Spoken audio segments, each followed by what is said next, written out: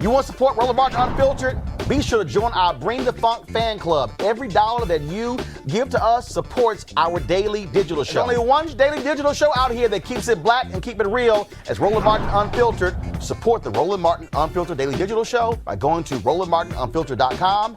You can make this possible. Last night on CNN, Lord have mercy, Nina Turner, of course, who's the co-chair of Bernie Sanders' campaign, got into this huge back and forth with Hilary Rosen, who is, of course, Hillary is with. She's a Biden supporter, and they were talking about the whole, the race and going back and forth. But what really made this thing get out of line was when they began to talk about Dr. King and letter from Birmingham jail. And let's just say Hillary had some serious issues, and then Nina clapped back real quick. Matter of fact, let me see. I just want to find the right video. I was going to explain it, but let me just show y'all what happened because it was pretty wild. Henry, go.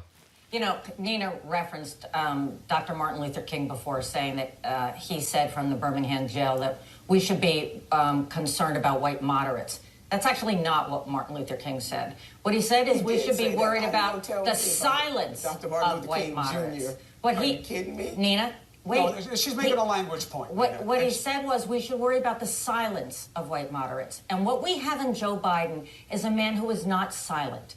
He has a long record, and many votes that in today's world feel like the wrong thing were the wrong thing, and he has discussed that over and over again, as Bernie Sanders did on the gun votes and other things. So we can be talking about votes from 20 years ago, or we can be talking about people's values and who they trust. Last quick point. That's what Joe Biden's going to be talking about. Last quick point to you, Nina. What Reverend Dr. Martin Luther King Jr. was talking about, he said it is the point that the white moderate wants things to be comfortable, and instead of focusing in on that, the bigger threat is not necessarily the white KKK member, but more the white moderate that is more comfortable with keeping things the same and pretending like there is no tension. Don't use Martin Luther King against Joe Biden. You don't have that. You don't have that standing. First of all, I'm sorry, you don't. Don't tell me what kind of standing I have as a black woman in America. How dare you? You have a lot of standing as a black woman in America. You don't have the standing to attack Joe Biden using Martin Luther King's words. I didn't attack anybody. You're taking it that way. Listen, don't dip into what I have to say about the Reverend Dr. Martin Luther King Jr. How dare you, as a white woman, sit up here and try to tell me, try to tell me what I'm supposed to feel and what I'm doing right now. I'm out of time on this. That's something. Chris, I didn't jump in on her, though. And then she wants to jump in on me and give me a certain nobody's jumping in on anybody. You guys are in the same party. This is what you guys have to figure out. You're in the same party. And let me tell you, you better keep that same energy when you're up against Trump that you have against each other, because he is bigger and badder than I think you guys are ready for. But let's agree on this about Dr. King. Only light can drive out dark. First of all, really, Chris, I can't. I love it how we always looking for this consummate Dr. King quote to wrap everything up. So here's what happened, y'all. Henry, go to my iPad. Hillary, this morning, after she got her ass lit up on social media, I'm talking about lit up, she tweeted, "I'm horrified that anyone would think I would call Nina Turner an angry black woman. I would never. After the TV hit last night, I was getting tons of ugly messages to keep fighting her using that phrase. I was trying to tell people to stop because I knew I needed to apologize. I unequivocally know I disrespected her, and I wanted to make it right by telling disgusted white folks to stop. Wow, did that tweet go wrong? I am so sorry. I've called Nina to apologize directly. Whether or not she takes my call, I am still humbly sorry." Now, last night, I saw the exchange, and I text Nina, and I was like, wow, that was interesting. I said, see, now Hillary gonna make me go out and get and actually on the counter in my kitchen, I actually had my copies of Why We Can't Wait, as well as Dr. King's book, Chaos or Community, Where Do We Go From Here?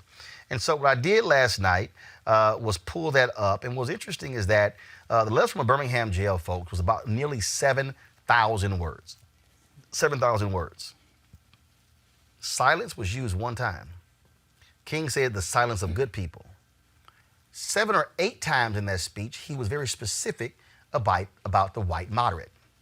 In fact, if you read King's book, Chaos or Community, Where Do We Go From Here, you will see that there are a number of passages in that book where he talks about the white moderate, who they sided with, who they were with. Now, part of the issue here is that you have a Hilary Rosen, who is white, who's like, I dare you call Joe Biden, this white moderate. But here's the deal, though, that Hilary Rosen has to understand. If you go back and early in Joe Biden's career, that's exactly what he was. Joe Biden was one of the people who gave comfort to segregationists, who aligned with the likes of Strom Thurmond and Jim Eastland in the United States Senate, okay, who fought busing as well. If you read Bob Brown's book, he talked about how Nixon quietly ushered in busing to avoid some of the drama that was taking place. And so history is history. Now, just because Joe Biden, you say today, is different than Joe Biden in the early 1970s, it doesn't negate who the Joe Biden was in the early 1970s. The other thing is this here, and y'all have heard me say this, I really need white people to, if you're going to quote Dr. King, stop trying to quote Dr. King in a way that fits your narrative and deal with the radical Dr. King that we all knew he was. See, that's part of the problem that I think you see here with a lot of people who go through this. What they do is that they want to find this one little quote. Dr. King said this, versus looking at in totality what he said. King wrote in Chaos or Community that whites were far more comfortable aligning with segregationists after the Black Freedom Movement than they were with freedom for Black folks. He talked about in that particular book, which I say to y'all, every person should have a copy of that book on their shelf. It's a phenomenal book because he lays out in that book how the white moderate did not truly understand the history of racism and white supremacy in this country. And then he even said that they were not prepared to even deal with that particular history. That's what happens all too often when all these conversations take place, because you got folks who really don't want to look at that expansive Dr. King. In fact, this is what I wrote. MLK wrote in Chaos or Community, Negroes were heated, especially the fact that many whites felt that the Negroes had gained so much. That was one. This is a King quote. White Americans left the Negro on the ground and in devastating numbers walked off with the aggressor. It appeared that the white segregationists and the ordinary white citizen had more in common with one another than either had with the Negro. He also wrote, he said it here again as he went through this whole deal. He said that we will have to repent in this generation, not merely for the hateful words and actions of the bad people, but for the appalling silence of the good people. That's where he used the word silence and led from Birmingham jail. Then he also said, again, on 7 different occasions, he talked about white moderates. And so this continues to happen all the time, which is why I hate when MLK birthday come up, when people stand there. Dr. King wanted us to all get along and wanted us to hold hands and wanted us to love one another. He was a man of peace and no. He was a radical voice who called out white moderates specifically for their inability to confront their white supremacy and their white privilege. That, Mustafa, is what, as I was watching that, and which is why Hillary had to backtrack, because Black women were all in her ass after that exchange. Nina's a force, and Hillary should have known better than to even go there. And, for me, there was a phone call that probably happened last night from the vice president saying, you know what, I got traction right now with Black folks. Shut the hell up. And you messing it up. And that's it. And Dr. King was a revolutionary. If you remember, the early church leaders did not want to get down because his ideas and his actions were so revolutionary. Roy Wilkins, head of the NAACP, called Dr. King a radical in 1959. Exactly. So, for folks, and here, let's just have some real talk. We know that moderate policies have been devastating to our communities because they don't move the needle. And that's why you have to have revolutionaries who are willing and able to push to make real change actually happen. And that's the reason that progressives scare folks so much also. And Niambi, in KSO community, Dr. King talked about very few white voices who were willing to go all the way when it came to the issue of black freedom. And what happens here, and again, first of all, when you tell a black woman she don't have the standing, black people take MLK real personal when somebody white tells them that. Well, I mean, Hilary Rosen did what white women often do to women of color, which is be quiet, right? Don't make us uncomfortable and don't say anything we don't like. But what I really want us to get back to is this isn't just about misquoting Martin Luther King and picking and choosing the pieces. Even Bernie Sanders, in calling for Hilary Rosen and Joe Biden to rebuke this, couldn't say anti-black racism, couldn't say black people. He said this is offensive to Nina Turner and people of color. And I think that's a problem because even for the white progressive, you can't just say what it is. There was a problem with this white woman telling this black woman that she could not claim this black man and his words in talking about what she sees as her vision for her politics going forward. And you can't even say that as the candidate she was defending. I think it's really rich that you have two women sort of battling it out and using this black man to talk about two white men who will ultimately assume the office. I think that is actually even a perversion of Martin Luther King to a certain extent. But I think it's a real moment, right, where we see how whiteness, even in all of its liberalness, its progressiveness, still can't really deal with anti-blackness in any real way. And Quadricos, the reality is this here, and this is where, for African Americans, when you talk about this return on investment, it's real clear, bruh. You're not where you are without black people. Right. It's just like there were some people who they were like, Roland, you're too aggressive with Obama. I said, I'm sorry, this is called a return on investment. That's what happens. And so, absolutely, Joe Biden, is like I said already, Joe Biden wins. First and foremost, he should say, all right, when I'm being made Speaker of the House. I mean, because the bottom line is, it's a return on investment. Right. And I think what happens all the time, man, is that there's this sort of attitude like, thank you very much, but now we're going to take it from here. It's like, no, we have to push the white moderate to become a white radical on these issues. Right. We have to continue to push, unfortunately, white people in general to understand these issues. But you're absolutely right. I mean, the first thing that Biden needs to do, assuming that he will be the nominee, right, is appoint a black woman as his vice president, take care of his promise of supporting a black woman on the Supreme Court, and quite possibly position James Clyburn in a higher position in the House. I mean, he owes his candidacy at present to black people, particularly black women. That created position right. to allow him to be in the leadership, because we all know that actually there are three positions, and that is the Speaker of the House, right. that is the House Majority Leader, and that's the whip. And that's the whip. And that's the reality. Exactly. And so, again, so when you saw this whole back and forth, you have this whole effort where, okay, we got to protect Biden or protect Sanders. Like, no.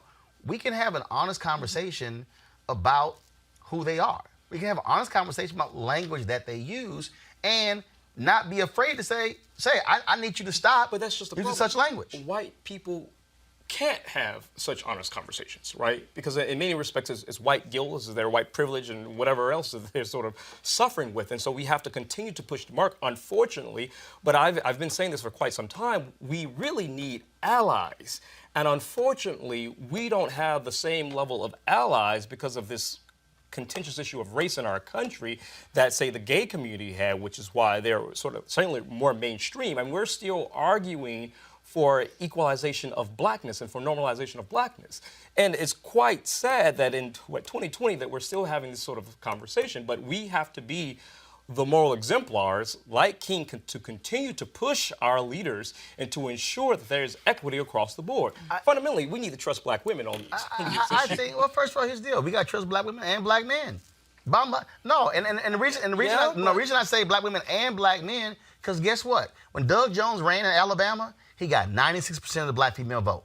Right. And he got 93% of the black male vote. The deal is it's very simple.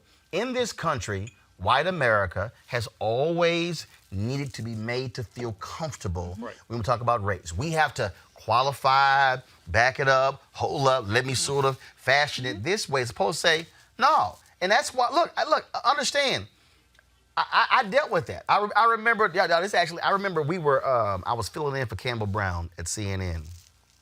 and we're discussing a story to do. And what happens is when I'm processing, when I'm actually visualizing, going through, I'll sit there and I'll cross my arms and I'm looking off at a spot, and I'm thinking. Now I'm not smiling and everything. I'm just sitting and I'm like, but I'm thinking. So I get called into the office, and so it was 2 white male producers, and they go, that was a little uncomfortable. I said, oh, no. We are not about to have a thinking while black conversation. I said, no, that's not about to happen.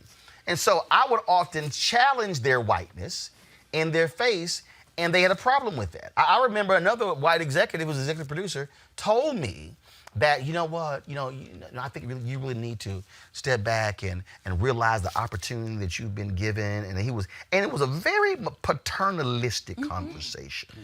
And I said, Scott, let me explain something to you. I got 5 revenue streams, and y'all are number 3. Meaning there are 2 that are higher than you. I said, now, if this ends, I got 4 more. I said, and I had an interview with Darryl Strawberry that they wouldn't run. I said, fine, I'm gonna run on my show. And it was kind of like, I'm like, yes, that's why I have my other show on TV One. And it was this whole deal of like, well, hold up. He's making decisions, and he's actually rebuffing, and he's not being appreciative of what we're providing. And I told him, I said, I've run 3 black newspapers. I said, CNN is not better than places I've run. And so I was willing to challenge whiteness. And then other black people at CNN who were like, yeah, Roland too radical. And there were black people who would say, yeah, but you benefiting from Roland's radicalness because he's in there swinging on these white folks, and you quiet, but you gonna benefit from how he's swinging. And the deal is, too many of us are afraid in those spaces. I don't want to upset nothing. And it was like, look, I'm gonna get fired anyway. So that's just how I start every job anyway. But I mean, look at Chris Como, though, right? He was going to tell Nina what Hilary Rosen was trying to tell her. But it's like, right. I can hear. And she's like, I just heard what she said. And I know what he said. I know what I was quoting. I knew the conversation. And I think that's the stuff that happens. That's what's really angering. We can bicker back and forth, but you're going to tell me. And then you have this white man who still feels the need to defend, right? When you have 2 very capable women having clearly a disagreement. And then, it can get boisterous, but she was saying what she needed to say. And what Chris should have done was say, Hilary, right, stop. Allow Nina to finish. Exactly. Nina, when you finish your point, Hilary, y'all go ahead. And it was her last point, right? She had the last word, and she still got cut off and didn't get to say what she wanted to say. We have to realize how powerful we truly are. You see, we still keep operating from this 18th century, 19th century sort of mindset. And we need to reclaim who we are, because we are going to be the majority. Black and brown people are going to be the majority in this country. So going back to what we talked about before, the 3 positions you all talked about, but we should be making demands. So there are a number of folks who are going to be in these departments and in these agencies. So we need to start framing out who are the folks who are going to sit in these positions of power. That's it. So don't be afraid to be black. All right, folks, back to our Roland Unfiltered video in just one moment. All right, so a lot of y'all are always asking me about some of the pocket squares that I wear. Now, Robert don't have one on. Nope. Now, I don't particularly like the white pocket squares. I don't like even the silk ones. And so I was reading GQ magazine a number of years ago, and I saw this guy who had this pocket square here, and it looks like a flower. This is called a shibori pocket square. This is how the Japanese manipulate the fabric to create this sort of flower effect. So I'm going to take it out and then place it in my hand so you see what it looks like. And I said, man, this is pretty cool. And so I tracked down, it took me a year to find a company that did it. And so they basically about 47 different colors. And so I love them because, again, as men, we don't have many accessories to wear, so we don't have many options. And so this is really a pretty cool pocket square. Now, what I love about this here is you saw when it's in the pocket, it gives you that flower effect like that.